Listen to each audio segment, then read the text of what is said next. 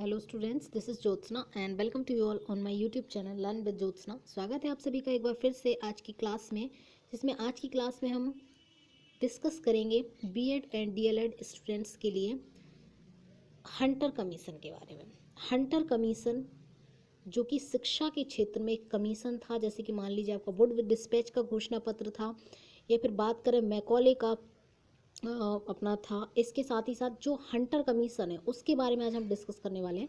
तो 1882 में Hunter commission आया था भारत में। समय समय पर भारतीय शिक्षा में सुधार करने के लिए अंग्रेजों द्वारा भी प्रयास किए गए, जिनमें से हंटर कमीशन एक था। अगर बात करें वुड डिस्पैच का, तो उसकी भी हमने वीडियो बनाई है। इसको भारतीय शिक्षा का मैग्ना कार्टा कहा गया था। लेकिन अगर बात करें हम यहाँ पे हंटर कमीशन की, तो इसके बारे में आज हम देखते हैं।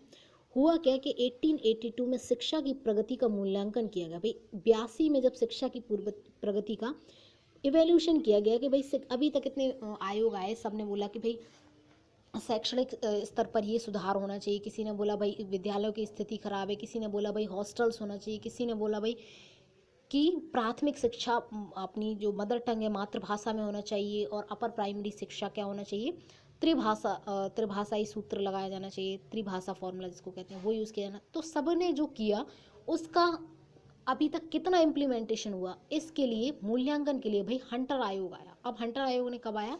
1882 में। इसने क्या किया, ये वुड घोषणा पत्र में शिक्षा संबंधी दोषों को दूर करने के लिए भारतीय शिक्षा का आयोग का गठन किया। भाई इसको बोलते हैं भारतीय शिक्षा आयोग। हंटर आयोग का दूसरा नाम क्या है? भारतीय शिक्षा आयोग। अब ये किया क्या गया कि इसके पहले जो वुड डिस्पैच का घोषणा पत्र था, जिसका नाम क्या था, भारतीय शिक्षा का मैग्ना कार्टा जिसे कहा गया था, तो उसके बाद भाई देखा जाए कि शिक्षा के क्षेत्र में इसने जो किया है घोषणा पत्र ने, डिस्पैच के घोषणा पत्र में, उसका कितना असर हो पाया और क्या क्या उससे कमियां, कुछ क्या क्या उसमें उसका इम्प्लीमेंटेशन हो पाया। तो हुआ क्या, इस आयोग ने लॉर्ड रिपन ने, जो उस समय वायसराय थे, अब बात हुई हंटर आयोग कौन किसने किया था? भाई लॉर्ड रिपन के टाइम पे आया था। 3 फरवरी 1882 को नियुक्त किया गया था। किसको? लॉर्ड रिपन ने किया था। किसको? हंटर आयोग के लिए। इस आयोग में 20 सदस्य थे। इंपॉर्टेंट फैक्ट है, 20 सदस्य थे। इस आयोग ने सैयद महमूद, पीएम सगनन, मुदालियर हाजी गुलाम, केटी तलंग, भूदेव मुखर्जी आदि का नाम उल्लेखनीय। इतने व्यक्तियों का नाम उल्लेखनीय, लेकिन टोटल कितने थे? 20 लोग थे इसमें। मिशनरी के तौर पर डॉक्टर मिलर को, मिशनरीज यानी कि पहले कुछ भाई क्या हुआ करते थे, कुछ जो पारसी लोग थे, है ना, तो उन लोगों ने भी शिक्षा में सुधार करने के लिए कुछ मिशनरीज चलाई हुई थी। तो उनमें से कौन मुख्य थे? मिलर थे। मिलर ने भी इसे सपोर्ट किया, हंटर आयोग को, जिसको हम लोग क्या बोलते हैं? भारतीय शिक्षा आयोग, दूसरा नाम। ठीक है, तो ये बात हुई। अब बात करें हम इसके आगे की, तो क्या हुआ, तथा शिक्षा मंत्री के रूप में मैसूर के शिक्षा मंत्री संचालक बी.एल. राइस थे। मैसूर के शिक्षा मंत्री बी.एल. राइस भी इसमें साथ दे रहे थे इसका। ठीक है, इस आयोग का मुख्य व प्राथमिक प्राथमिक उद्देश्य प्राथमिक शिक्षा का मूल्यांकन। इसका प्रमुख कार्य क्या रहा? प्राइमरी एजुकेशन का इवेल्यूशन करना। क्या करना? प्राइमरी एजुकेशन का मूल्यांकन किया जाना। क्या करना है भाई इन्हें? इन्हें करना है प्राथमिक शिक्षा का मूल्यांकन, कि प्राथमिक शिक्षा में क्या कुछ सुधार हो पाए, क्या हो पाया। ठीक है, तो बात करें प्राथमिक शिक्षा के मूल्यांकन की, परंतु इसने माध्यमिक व उच्चतर माध्यमिक संबंध में भी अपने विचार प्रस्तुत किए। बात की जाए प्राइमरी के लिए मूल्यांकन के लिए काम था इनका, लेकिन इन्होंने माध्यमिक और उच्च माध्यमिक पर भी अपने विचार व्यक्त किए। चलिए आगे देखते हैं। यात्रा, इस आयोग ने कई माह तक देश भर की यात्रा की, सूचना एकत्र की तथा सरकार से भी रिपोर्ट मांगी कि भाई बताइए आपका क्या ओपिनियन है शिक्षा को लेकर। इस आयोग ने रिपोर्ट सरकार को प्रेषित की, परंतु कोई मौलिक विचार अथवा सुझाव अपनी ओर से सरकार को नहीं दिए। क्योंकि हुआ क्या, इसके पहले मेकाले का आ चुका, इसके पहले जो अपना वो डिस्पैच का आ चुका, तो उसमें आई थिंक चीज़ें तो वही हैं। जब सभी आयोग बार बार वही चीज़ें बोल रहे हैं, तो बार बार वही चीज़ें मतलब रिपीट करने से क्या फ़ायदा। इसलिए इन्होंने हंटर भाई साहब ने क्या किया, इन्होंने कहा रिपीट करने से कोई मतलब नहीं है। इन्होंने वही चीज़ें, अपने मौलिक विचार, अपने थॉट्स, अपने सुझाव दे दिए। बाकी प्रॉब्लम्स तो वही थी। इनका मतलब था प्रॉब्लम्स तो यही हैं जो सब आयोगों ने बताई हैं, लेकिन मैं अपने कुछ सुझाव दे रहा हूँ कि इनके जरिए इनको दूर किया जा सकता है ना। कुछ सजेशंस दिए, अपने कुछ विचार दिए इन्होंने, है ना। तो इस प्रकार यह रिपोर्ट वुड घोषणा पत्र का नया रूप बनकर सामने आई। इसी इनके सुझाव को, इनके ही जो इनके विचार है, इसी को क्या बोला गया भाई? वुड का घोषणा पत्र। यह कमीशन विलियम हंटर की अध्यक्षता में बनाया गया था। अब इसको हंटर आयोग क्यों कहा गया? इसलिए कहा गया क्योंकि William Wilson Hunter William Wilson Hunter की अध्यक्षता में ये बनाया गया था आयोग, इसलिए इसको हंटर आयोग कहा गया। इसे हंटर आयोग इसीलिए कहा गया। आगे की बात देखते हैं। आयोग की नियुक्तियों के उद्देश्य, भाई इन्होंने जो नियुक्तियां करी उसका रीजंस क्या रहे हैं? तो उसके रीजंस रहे, जैसे मान के चलिए भारतीय शिक्षा आयोग की नियुक्ति लॉर्ड रिपन, जो कि ब्रिटिश लोकसभा के नए गवर्नर जनरल थे। अब बात करें किसके भैया, किसके अंडर डायरेक्शन में था? Lord Ripon. उस समय वायसराय कौन था? लॉर्ड रिपन था, जिसने बात किसकी करी थी? हंटर आयोग की। हंटर आयोग नियुक्त किया था, हंटर की मतलब हंटर को उसका काम सौंपा था कि भाई हंटर आयोग, इसीलिए उसके नाम से हंटर आयोग बन गया। अध्यक्ष बन गया था कौन? विलियम हंटर बन गया था। और गवर्नर जनरल कौन थे? लॉर्ड रिपन थे उस टाइम पे। यानी कहा जाए तो अंग्रेजों ने भी शिक्षा में काफ़ी सुधार करने की कोशिश की, और सुधार के ही चलते शिक्षा को एक अच्छे लेवल पे लाया गया। इसके पहले गांधी जी ने कहा था कि भाई शिक्षा क्या है? बच्चे का सर्वांगीण विकास है। बस बच्चे का सर्वांगीण विकास ही शिक्षा है, जिसमें मन, मस्तिष्क और 3 H की बात की थी उन्होंने, है ना। तो इस तरीके की बात गांधी किया करते थे। गांधी जी ने भाई अपनी बुनियादी शिक्षा बताई, उसमें उन्होंने बोला कि भाई बच्चे क्या करें कि बच्चे बेसिक आवश्यकता की चीज़ें बनाएं, और जो क्या बोलते हैं कि भाई हस्त कौशल सीखें, ताकि बेरोजगारी कम हो। भारत को चिड़िया, सोने की चिड़िया कहा जाता था, वही कहा जाए। जबकि अंग्रेजों ने क्या कहा? अंग्रेजों का मतलब था भाई कुछ स्किल्ड लोगों को तैयार करना, है ना। जिसका मतलब क्या था? स्किल्ड लोगों को तैयार करना। और स्किल्ड लोगों को तैयार करने के पीछे का रीज़न ये था कि भाई एजुकेटेड क्लर्क चाहिए थे उन्हें, किसके लिए? एडमिनिस्ट्रेशन को चलाने के लिए। तो बात करें अगर हंटर आयोग की, तो हंटर आयोग के साथ भी यही हुआ ये कि उस टाइम पे हुआ क्या करता था? एजुकेशंस में जो इंफ्रास्ट्रक्चर था, मान लीजिए इंफ्रास्ट्रक्चर, अंडरस्टैंड मीन टू से कि जैसे हमारा शिक्षा में छात्रवृत्ति की कमी, जैसे सबसे स्टार्टिंग में जब एक आयोग आया था तो 1 लाख रुपए की कुछ धनराशि उसे दी गई थी, है ना। उस धनराशि में उसे क्या बोला जाता है कि भाई तुम्हें पूरा देखना है कि भाई क्या तुम कर सकते हो 1 लाख रुपए में शिक्षा के क्षेत्र में, है ना। जिसको मैकॉले ने, जिसको हम लोग बोलते हैं अंग्रेजी शिक्षा के जनक, लॉर्ड मैकॉले को बोलते हैं ना। तो वही बात है कि उसने भी क्या चीज़ें बताई कि भाई यहाँ पे क्या है। तो उस टाइम पे इन लोगों का उद्देश्य क्या रहा कि अच्छे स्किल्ड, जो इंग्लिश जानते, जो अच्छे होशियार लोगों की क्या करना? निर्माण करना। बाकी पूरे भारतीयों से मतलब नहीं था, है ना। तो अब यहाँ देखते हैं, लॉर्ड रिपन ने यह सुनिश्चित कर दिया था कि वुड के आज्ञा पत्र ने भारतीय शिक्षा नीति को काफ़ी प्रभावित शब्दों में सुनिश्चित, मतलब इन्होंने अपने ओपिनियंस में सबसे पहले तो ये कहा भाई कि जो इसके पहले वुड का घोषणा पत्र आया था उसने सभी चीज़ों को अफेक्टिव तरीके से, प्रभावशाली ढंग से पेश कर दिया है। मतलब मेरे पास कोई शब्द नहीं है कि भाई मैं अब कुछ बोलूँ इसमें, है ना, क्योंकि सभी चीज़ें पहले से ही किसने पेश कर दी है? वुड ने पेश कर दी अपने घोषणा पत्र में। दूसरी बात इसने बोला कि दूसरी बात इसने क्या बोला भाई? दूसरी बात इसने कही कि इस आयोग ने प्राथमिक शिक्षा का उद्देश्य जनता में शिक्षा प्रसार, जो प्राइमरी एजुकेशन देना है उसका मेन रीज़न क्या रहेगा भाई? जनता में एजुकेशन के लिए क्या रहे? प्रचार रहे, मतलब पढ़ाई में इंटरेस्ट ले और सब लोग अवेयर हों, बस खाली ये था प्राथमिक एजुकेशन का। तीसरी बात इसने बोली, प्राथमिक शिक्षा के लिए राज्यों को विशेष मदद करनी चाहिए, भाई स्टेट लेवल पर हेल्प करनी चाहिए एजुकेशन को बेहतर बनाने के लिए। और इसने क्या बोला शिक्षा छात्रों को स्वावलंबी यानी सेल्फ डिपेंड बनाने के लिए पाठ्यक्रम में भौतिक विज्ञान, चिकित्सा, बही खाता, कृषि आदि को शामिल किया जाना चाहिए। इसने बोला भाई अगर आपको बच्चों को क्या बनाना है, अब बात करें भौतिक विज्ञान, चिकित्सा एक्सेट्रा, तो ये सब क्या अपर प्राइमरी यानी इंटरमीडिएट लेवल पर ये सब अवेलेबल होना चाहिए, जिससे बच्चा क्या कर पाए? चिकित्सा सभी एक्सेट्रा एक्सेट्रा, कृषि आदि को शामिल करना चाहिए, ये बात कही। नेक्स्ट इसने क्या बोला भाई? आयोग की सिफारिशें क्या रही हैं, अब वो भी हम लोग देख लेते हैं आयोग की सिफारिशें क्या रही हैं ना। चलिए देखते हैं आयोग की सिफारिशें क्या रही हैं। एक्चुअली मैंने ये अपने नोट्स से आप लोगों के लिए PDF बना रखी है, ठीक है। देखते हैं आयोग की सिफारिशें क्या रही हैं।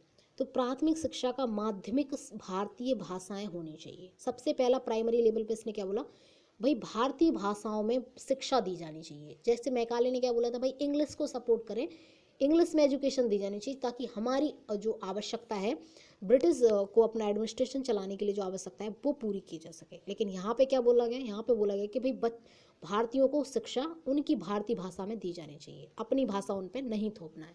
दूसरी बात क्या कही भाई इसने, दूसरी बात कही प्राथमिक शिक्षा का उद्देश्य जनता में शिक्षा का प्रयास करना, ना कि उच्च कक्षा में प्रयास। इसने बोला हमें ऐसे लोगों को नहीं तैयार करना जो क्लास 6 से 7 में तो आ गए लेकिन उन्हें कक्षा 6 की चीज़ें ढंग से नहीं आती। यानी शिक्षा का काम क्या होना चाहिए, प्रयास ये करना होना चाहिए कि शिक्षा का प्रयास करना, उन्हें सिखाना, ना कि उन्हें अगली कक्षा में स्थानांतरित करना, ये नहीं होना चाहिए। शिक्षकों का नियुक्ति जिला स्तर पर करनी चाहिए और सरकार द्वारा। भाई टीचर्स की नियुक्ति के बारे में भी इसने बोला स्टेट डिस्ट्रिक्ट लेवल पे टीचर्स होना चाहिए। नेक्स्ट बोला इसने पॉइंट, क्या क्या बोला सिफारिशों में, प्राथमिक शिक्षा में ऐसे विषयों को सम्मिलित किया जाए जिससे छात्र वही बात है स्वावलंबी बनने, सेल्फ डिपेंड बनने की बात इसने भी करी है। कुछ इसने देसी बातें करी हैं। इसके पहले जो मैकॉले था वो अपनी अंग्रेजी भाषा, अंग्रेजी शिक्षा हम पे थोप रहा था। लेकिन बात करें अगर वुड डिस्पैच और यहाँ पे बात करें हम हंटर कमीशन की, तो इन्होंने जो एजुकेशन को दिया है वो भारतीयों की स्थिति को देखकर, भारतीयों की आवश्यकताओं को देखकर, भारत की अकॉर्डिंग शिक्षा की बात करी है ना। तो देसी पाठशालाओं की बात इसने की है। सभी देसी पाठशालाओं को सरकार से प्रोत्साहन, भाई जितनी भी यहाँ पे लोकल बॉडीज़ हैं, एजुकेशन के इंस्टीट्यूशन हैं भारत के अंदर, भारत के स्वयं के बनाए हुए, उनको प्रमोट करें, ना कि उन्हें हटा के अपने इंग्लिश मीडियम को प्रोत्साहित करें। इसने क्या बोला भाई, देसी चीज़ें हटाएं। बल्कि अब वही चीज़ें निकल करके आ रही हैं, उल्टा होने लगा, फिर से वही चीज़ें सरकार में होने लग गई कि भाई इंग्लिश मीडियम स्कूल ज़्यादा हो गए और हिंदी मीडियम तो देखने को भी नहीं मिल रहे हैं, है ना। तो वही बात है कि अंग्रेजों का असर अभी भी है भारत पर। इसके पाठ्यक्रम में किसी का हस्तक्षेप ना, भाई जो उनका करिकुलम हो वो उनकी आवश्यकता के अकॉर्डिंग हो, जो उन्हें उनका सर्वांगीण विकास कर पाए वैसा हो, उसमें कोई अपना हस्तक्षेप ना करे। नेक्स्ट बोला इसने निर्धन विद्यार्थियों को छात्रवृत्ति, इसने बात कही भाई छात्रवृत्ति मिलनी चाहिए, जो कि पहले वुड डिस्पैच ने भी कहा था, वही चीज़ इसने भी डिस्कस करी, वही चीज़ इसने भी रिपीट करी कि बच्चों को स्कॉलरशिप मिलनी चाहिए। विद्यालय संचालन का उत्तरदायित्व नगर पालिका और जिला बोर्ड को सौंपा जाए, भाई विद्यालय का संचालन बेहतर ढंग से हो पाए, उसकी जो रिस्पॉन्सिबिलिटीज़ हैं वो किसको दी जाए, नगर पालिका और बोर्ड को दी जाए। ठीक है, आगे की बात देखते हैं क्या कही इसने।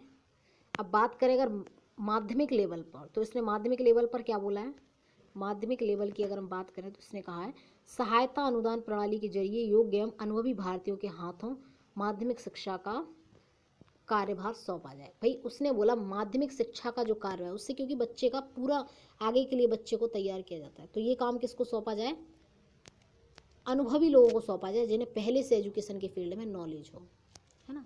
पाठ्यक्रम को 2 भागों में डिवाइड करने की बात इसने करी, पाठ्यक्रम ए और पाठ्यक्रम बी। पाठ्यक्रम ए में क्या बोला, उन विद्यार्थियों के लिए जो उच्च शिक्षा प्राप्त करना चाहते हैं, यानी अपर स्नातक या परास्नातक करना चाहते हैं, उनके लिए पाठ्यक्रम ए होगा।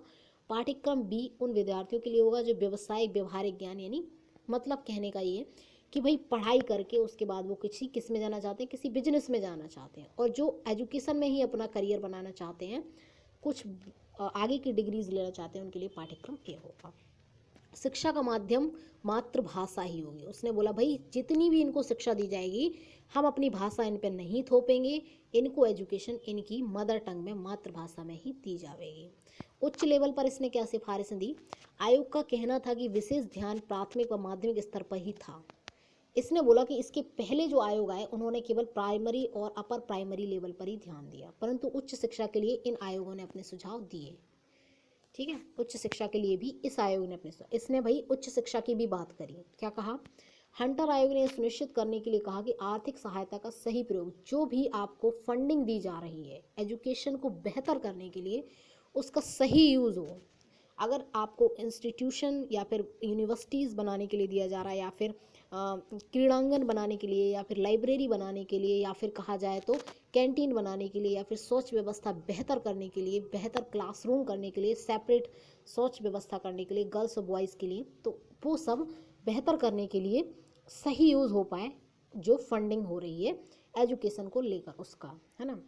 दूसरी बात बोली अपर प्राइमरी लेवल पर आर्थिक सहायता स्वीकार करते समय संस्था की क्षमता, भाई जब आप उसे फंडिंग दे रहे हैं या फिर जो आपका एडेड स्कूल होता है इसमें कुछ गवर्नमेंट हेल्प करती है, आर्थिक फंड देती है। उस समय संस्था की क्षमता देखी जाए कि भाई इसमें कितना हमें लगाना चाहिए, उसकी आवश्यकताओं को ध्यान में रखा जाए, उसके व्यय कि भाई इंपॉर्टेंस किसको दिया जाए, किस क्षेत्र में ज़्यादा व्यय करने की इन्हें जरूरत है, इस विद्यालय में किस चीज़ की कमी है, छात्र व छात्राओं की संख्या को भी ध्यान में रखें। मतलब सब चीज़ें ध्यान में रखकर ही उन्हें पैसा प्रोवाइड करा जाए। ऐसा नहीं है कि भाई ऊँट के मुँह में जीरा बराबर की चीज़ें दे दी जाएँ। इस तरीके से शिक्षा व्यवस्था बेहतर नहीं बन पाएगी। शिक्षा संस्थानों की प्रयोगशालाएं, वही बात है, लाइब्रेरी, पुस्तकालय, और जो आपका प्रयोगशाला जिनको हम लोग बोलते हैं, और आपका पुस्तकालय हुआ, ठीक है, प्रयोगशाला जिसको बोलते हैं, लाइब्रेरी और पुस्तकालय, वैज्ञानिक उपकरण हैं जिनमें बच्चे, जो साइंस साइड वाले बच्चे होते हैं वो भाई प्रयोग करते हैं, भवन है, जो बिल्डिंग है, स्कूल जिसको हम लोग बोलते हैं, फर्नीचर हुआ, बच्चों बैठने के लिए चेयर कुर्सी हुआ, बच्चों की छात्रवृत्ति हुई, छात्रावास हुए जिसमें हम लोग कह सकते हैं भाई बच्चे के लिए कैंपस हुए जहाँ पे बच्चे रहेंगे, समय समय पर आर्थिक सहायता प्रदान, इन सब चीज़ों को बेहतर बनाने के लिए आर्थिक सहायता दी जाए ताकि शिक्षा को अच्छी तरह से बेहतर रूप से संचालित किया जा सके। नेक्स्ट आगे की बात क्या कही इन्होंने, आगे की बात इन्होंने की, इस आयोग ने अनुदान प्रथा का अध्ययन कर, अनुदान प्रथा यानी जो दिया जा रहा है स्कूलों को उसका अध्ययन कर, क्या कहा, उसे परिष्कृत करने और लचीला बनाने का सुझाव दिया। इसने बोला कि भाई जो फंडिंग हम दे रहे हैं स्कूल्स में या फिर विद्यालय विश्वविद्यालयों में, यहाँ तो उच्च प्राथमिक की बात की, उच्च शिक्षा की बात की जा रही, तो परास्नातक विश्वविद्यालय यूनिवर्सिटीज़ हैं, उनमें क्या किया जाए भाई, उसे परिष्कृत करने और लचीला बनाया जाए फंडिंग। मतलब मान लीजिए अभी हमें आवश्यकता है लाइब्रेरी बनवाने की, तो अभी दिया जाए, ऐसा नहीं है कि लाइब्रेरी बनाना है अभी और 10 साल बाद लाइब्रेरी बन रही है ना। तो ये सब चीज़ें फ्लेक्सिबल हो जाएं, ऐसा कहा है हंटर आयोग ने। अब कुछ स्त्री शिक्षा की बात कही है इसने।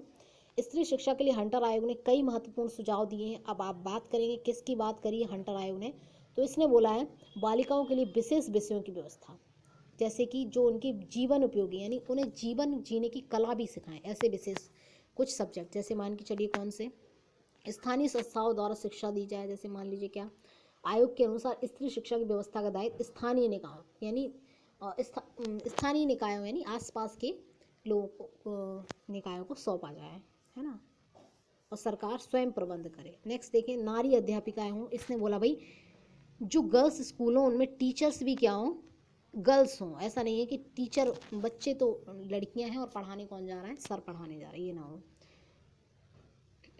महिला अध्यापिकाएं ही नियुक्त किए जाएं महिला स्कूल में। नेक्स्ट बात कहिए, महिला निरीक्षिकाएं, भाई इंस्पेक्शन करने वाले भी कौन हो, लेडीज़ हो। इस कमीशन का सुझाव था कि छात्रों के विद्यालयों में निरीक्षण के लिए महिला निरीक्षकों की नियुक्ति की जाए। वही बात निकल कर आई, टीचर्स भी हों, फीमेल हों, और जो इंस्पेक्शन करने वाले हों वो भी क्या हो, फीमेल हों। ये बात हुई। नेक्स्ट आगे देखते हैं, मुस्लिम शिक्षा के बारे में भी इसने बात की है। इसने बोला भाई मुस्लिम शिक्षा का समर्थन किया गया। इसने मुस्लिम शिक्षा को समर्थन किया, ना कि एक पक्ष की बात की, एक धर्म की बात की, मुस्लिमों को भी इसने प्रमोट किया।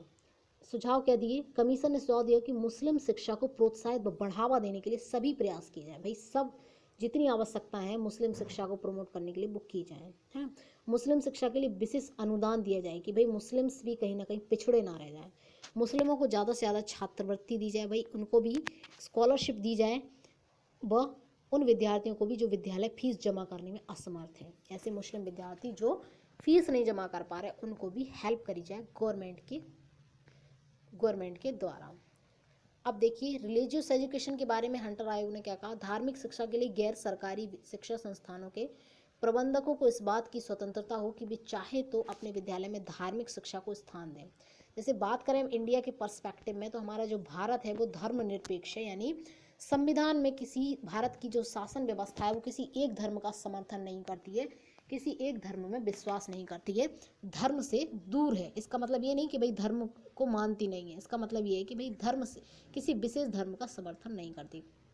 तो यहाँ पे बोला है कि भाई चाहे तो अपने विद्यालय में धार्मिक शिक्षा को स्थान दे सकते, वो मतलब किसी धर्म, सभी धर्मों को, मतलब ऐसी धार्मिक शिक्षा इन द सेंस ऐसी शिक्षा हो जो सभी धर्मों का रिस्पेक्ट है। जैसे मान लीजिए हिंदूज के त्यौहार है, दिवाली मनाई जा रही है विद्यालयों में, उसके साथ ही जब मुस्लिम्स के त्यौहार हो, ईद हो, तो उसको भी वैसे ही तरीके से विद्यालय में मनाया जाए जैसे कि दिवाली मनाई जा रही है। या फिर सिख पारसीस का त्यौहार है, गुड फ्राइडे एक्सेट्रा है, वो भी वैसे ही मनाई जाए। पंजाब की बैसाखी भी वैसे ही मनाई जाए जैसे कि हिंदूज के त्यौहार मनाए जाते हैं। तो धर्म को भी प्रधानता दी इसने।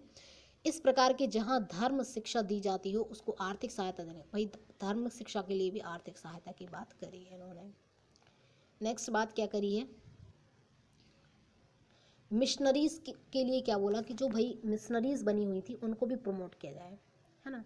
आयोग ने शासन के द्वारा खाली करे स्थान की पूर्ति व्यक्तिगत संस्थाओं से करने का सुझाव दिया, परंतु इसमें इस मिशनरियों को शामिल नहीं किया गया। इसने क्या बोला, आयोग ने शासन के द्वारा खाली करे, भाई शासन के द्वारा जो पद खाली किए गए थे उनकी पूर्ति, यानी जो टीचर्स वगैरह जो वैकेंसीज थी उनको पूर्ति व्यक्तिगत संस्थानों से करने का सुझाव दिया, यानी वहीं के संस्थान के लोगों से पूर्ति की जाए, ऐसा नहीं कि मिशनरीज वहाँ पे फिट करी जाए।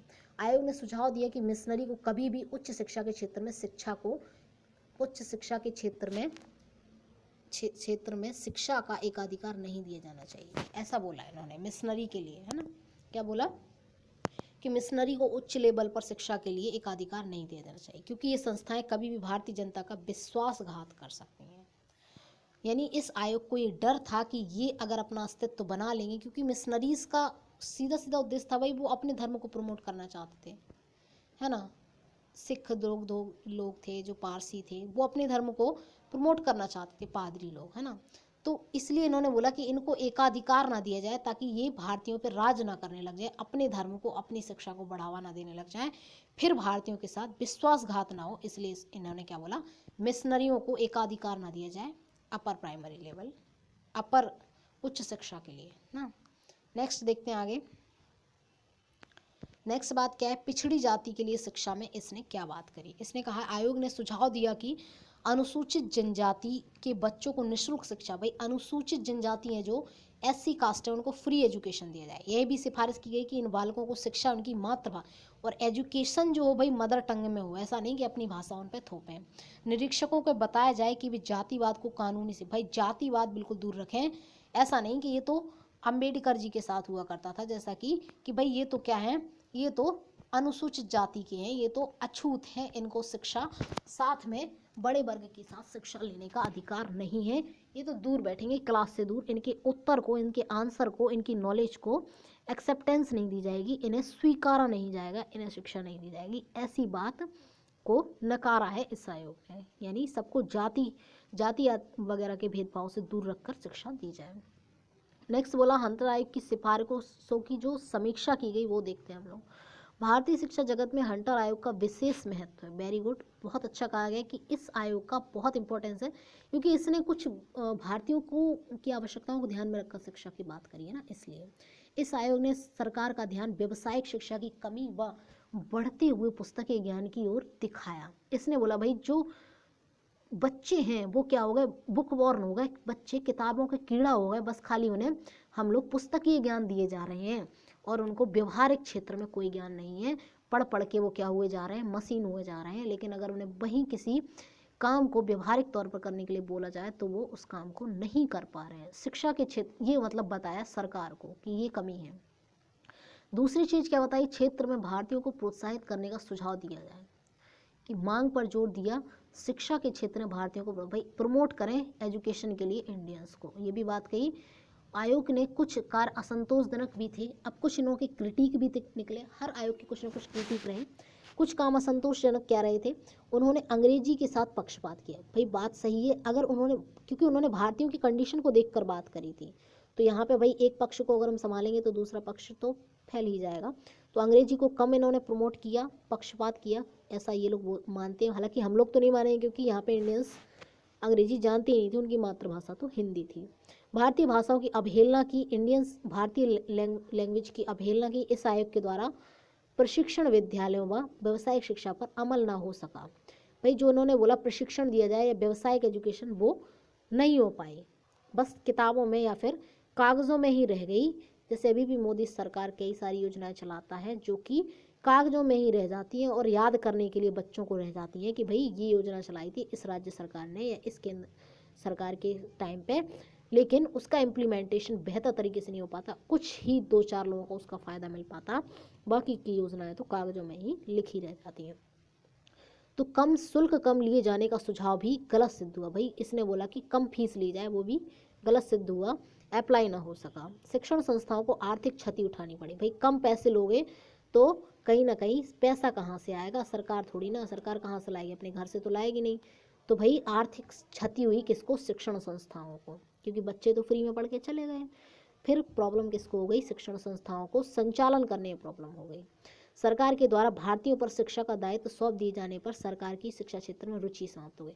अब इन्होंने बोला भाई जो एजुकेशन है वो वहाँ के स्थानीय लोगों को ही सौंप दी जाए, इसकी रिस्पॉन्सिबिलिटी, सरकार इसमें हस्तक्षेप ना करे। जिससे सरकार क्या हो गई, सरकार क्या होगी, निष्क्रिय हो गई, रुचि नहीं लेने लगी, इंटरेस्ट नहीं लेने लगी एजुकेशन में। उसने सोचा ये तो काम भाई इन्हीं लोगों का है तो कर लेंगे। ठीक है, नेक्स्ट चीज़ क्या निकल करके आई, समस्त वित्तीय भार भी भारतीयों पर आ पड़ा। भाई जब सरकार उसमें इंटरेस्ट नहीं लेगी तो सरकार क्या पैसे भी नहीं देगी, तो इसका शिक्षा पर विपरीत प्रभाव पड़ा कि भाई वित्तीय भार भी किस पे आ गया, इंडियंस पे आ गया, स्थानीय निकायों पे आ गया। निरीक्षणकार सरकार के पास रहने के कारण सरकारी हस्तक्षेप व दबाव बना रहा। निरीक्षण काम बस खाली किसके पास रहा, सरकार के पास रहा, बाकी सारा काम स्थानीय निकायों को सौंपा गया। तो बस खाली वो निरीक्षण करती थी और बाकी का काम स्थानीय लोगों को। इसमें परंतु उत्तरदायित्व की भावना का अभाव रहा तथा इस प्रकार सरकार का शिक्षा पर अनुचित दबाव पड़ता है। सरकार भी अपना दबाव बनाती रही, क्योंकि जो निरीक्षण करता है वो तो अपनी भाई कमियां बताता रहेगा, लेकिन कमियां बताने के साथ भाई उसमें सहयोग भी तो करना पड़ेगा। सहयोग कौन करेगा, तो सहयोग करने के लिए भाई इन्होंने बोल दिया स्थानीय निकायों की रिस्पॉन्सिबिलिटी है ये। तो यहाँ पे फिर सरकार निष्क्रिय हो गई। जब सरकार निष्क्रिय हो गई ऐसे में तो भाई करेगा कौन, करेंगे तो स्थानीय निकाय वाले, लेकिन ये क्या करेंगे भाई, बस खाली इंस्पेक्शन करेंगे, देखेंगे, देख रेख करेंगे। तो इन्होंने कमियां तो निकाली लेकिन उसको सुधारने के लिए इन्होंने हेल्प नहीं करी, है ना, खाली कमियां निकाली। तो बस यही था आज की क्लास में, हंटर कमीशन जिसको हम लोग कहते हैं। 1882 का भाई ये कमीशन है, जैसे मैंने आपको अभी इसके पहले बताया। किसने दिया था भाई, इन्होंने इस वाले कमीशन में उच्च शिक्षा के पर भी प्रकाश डाला गया। और भाई ये किसके काल में हुआ था, 20 कुछ सदस्य रहा करते थे, इस वाले में रहे थे। लॉर्ड रिपन के जो वायसराय था उसकी अध्यक्षता में ये हुआ, और हंटर कमीशन इसके अध्यक्ष थे, इसीलिए इसे हंटर कमीशन कहा गया। तो कैसी लगी क्लास, कमेंट करके ज़रूर बताइएगा। और अगर क्लास अच्छी लगी है तो वीडियो को लाइक करें, शेयर करें, और चैनल को अभी तक सब्सक्राइब ना किया हो तो सब्सक्राइब कर लें। और आप भी अपनी पसंद के जो टॉपिक्स अगर कवर करना चाहते हैं तो मुझे कमेंट सेक्शन में ज़रूर बताइएगा, मैं वो टॉपिक्स भी करवा दूँगी। Thanks for watching, bye bye, take care.